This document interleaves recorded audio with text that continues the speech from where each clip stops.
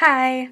Sorry that the lighting is awful and it was my last video and everything is not great because of the camera, but I should have my regular good HD camera back in next week probably, maybe the week after. Today we're going to talk about The Magicians by Lev Grossman. So this book was kind of publicized as an adult version of Harry Potter and the Chronicles of Narnia. So of course I was intrigued as I love both of those series.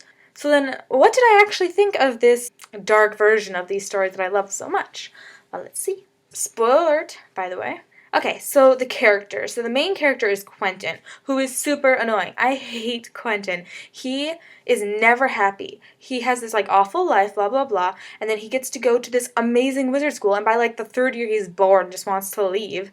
Then he goes back into the real world and bored and wants to leave, and then he gets to go to the magical world Fillory, which he'd always wanted to go to, and he's still not happy, and so he goes back to the real world, still not happy, and then he goes back to Fillory, and spoiler alert for the second one, still not happy. He can't, no matter what great things happen to him, he's always just complaining. It's so annoying. He sabotages himself all the time. He's always doing the wrong thing, and then is surprised when it doesn't go his way. Obviously, if you cheat on your girlfriend, she's gonna want to break up with you. Sorry. And I feel like he doesn't ever develop. He makes the same mistakes over and over again, and he never learns anything from them. And at the end of the book, he's still doing those things. So what was the point? Throughout the book, he begins to date this girl named Alice, and I really liked Alice. She had a really cool backstory with this thing with her brother, and her not being quite able to get in. Her family's kind of weird, and it was just kind of a really cool little story there, and I really did like her. I felt like she had some character development. I felt so bad for her because she was stuck with Quentin. I don't see what she saw in him. And when he cheated on her, I wasn't surprised. And then when she died, I was really sad. I was really sad about that. Quentin and Alice have a couple friends. There's Elliot, who I don't know really what to think about Elliot. I feel like it was Quentin's first friend really at Breakbills, and I liked him at Breakbills a little bit better. I don't know if I would have wanted to be his friend, and I was really annoyed with him when they were in New York. He was the one who was making Quentin do all the things that he did, though, I mean, Quentin does have some fault there. He could have said no, but, why? Why are they all so unhappy when they are lucky enough to have magic? I don't understand why they're so unhappy. They could be doing stuff with their lives, and they just choose not to, and so that kind of rubbed me wrong. And his other friend, Janet, hate her. Hate her, hate her, hate her. She's an awful person, and she gets all the good things. She gets to live, and Alice doesn't. She gets to be queen, and Alice doesn't, and Alice is much more deserving of those things, and she's just a bad person. She's like a slut. She sleeps with everybody, and she sleeps with Quentin when she knows that he's dating Alice simply to make Alice mad. Why? She's a horrible person. She's the kind of girl that everyone's oh, the kind of girl who purposefully tries to hurt other girls, so jealous and vindictive, and no one likes that kind of girl. And then there's Penny, and Penny is one of the really smart freshmen at Breakbills, but he doesn't get to move up and advance like Quentin and Alice do. And I never really liked him at Breakbills.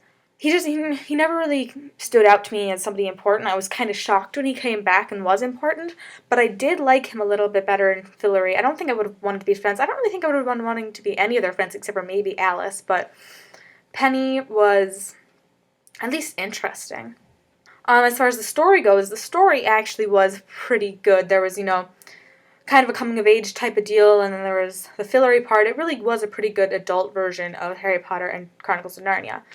Yeah, I thought the Breakbills parts were really good. I really liked the part in Antarctica. That was really interesting. Nothing I'd really quite seen before. I thought that the Fillory parts were good. I really liked kind of the twist ending with the Chatwins at the end. That was really cool. And then the real world, everything that ever happened in the real world, if it was at the beginning or when they were in New York, was really, the story wasn't interesting there. And I'm not really sure if that was intentional to show how, to the magicians, the real world was boring or something like that, but it just didn't really work with me. It wasn't really worth it. And then the writing style. A lot of people have praised Grossman's writing style, but to me it was just kind of okay. It wasn't bad, but it wasn't fantastic either. And there was a bit too much swearing for my taste. I'm fine with it if it's necessary or whatever, but I've always said that if you can find a better word to use than a swear word, than use it, because I always think it makes you seem a little bit less intelligent, like you couldn't think of a better word. I mean, if you stub your toe and like it really hurts and you swear, like that's fine. I do that. And when I'm really mad, I do swear, but like, I don't know, they just like all the time. It was gratuitous. Kind of wish it hadn't been like through Quentin's mind, because his brain is annoying to be living in. I would much rather have it had it been from like a third person type of deal, because I just did not want to be in Quentin's brain for that long. And also, one thing that really bugs me in books in general that this book did is that, so it's a series, it's a trilogy, so there are actually multiple books within this story. But then within each book, it says like book 1, book 2, book 3. Like, say part. I'm sorry, but that's really annoying to me. Say part 1, part 2, part 3, because there is actually a book 1, book 2, and book 3. That makes me mad no matter what book does it, and this book happens to do it, so I just wanted to rant a little bit about that. But all in all, what did I think of the book? It wasn't a bad book, and I did read the sequel, and I'm going to be doing a review on that, and I did actually like the sequel more than this one, and you'll see why in a couple of weeks. It was okay. I thought it was an okay book. It was definitely, it's worth a read. I would say it's worth a read, but I wouldn't buy it. I just borrowed it from the library.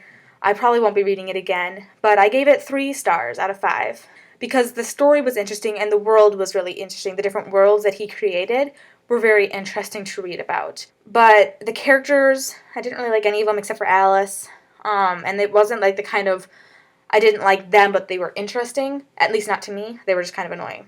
So yeah, worth a read, but not worth a buy, at least in my opinion. That's it for me today.